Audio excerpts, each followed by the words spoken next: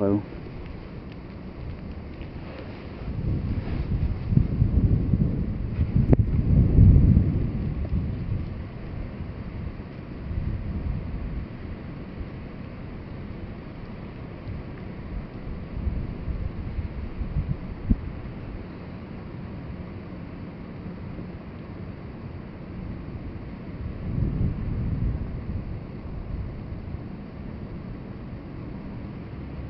Der. Det ser fedt ud det der.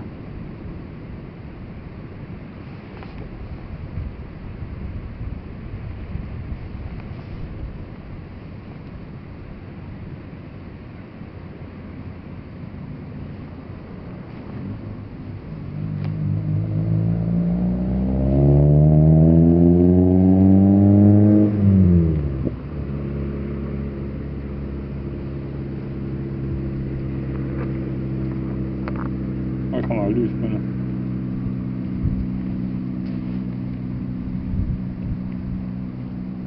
Sådan der skal du bare til at stå, Simon. Ja.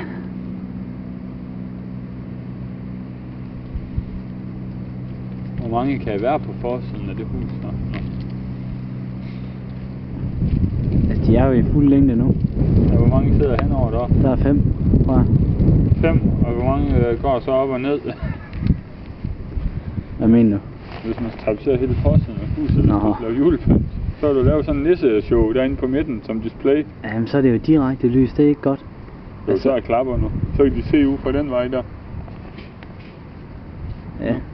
Men så skal jeg jo have det grafiske display, jeg er ved at bygge derinde.